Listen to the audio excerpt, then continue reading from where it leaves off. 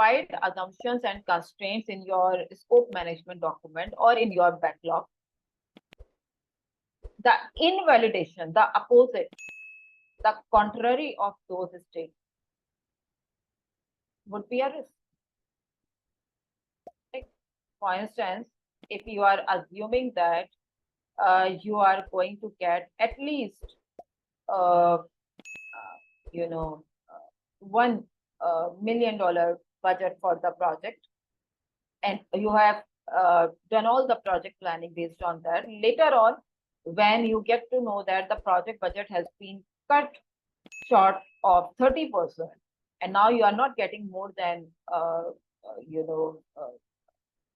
700K, then automatically you get to know that your assumption is invalidated, and it's going to trigger certain risks, or is going to put you in a risky or in a troublesome situation. So the invalidation of every assumption, every identified assumption, is automatically a risk.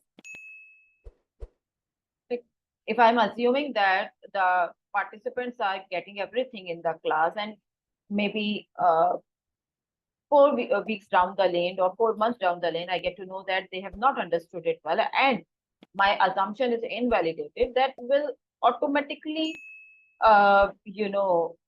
either at that point the risk is already converted into an issue, or maybe the risk is still a risk, but it's triggering something for a response action plan.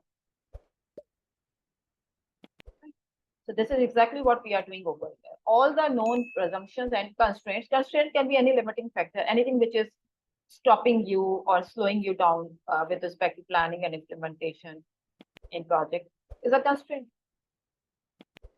So all the constraints are risk.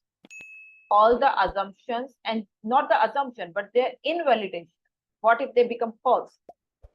Are risk, they should qualify as risk in the risk system with the necessary triggers and response planning.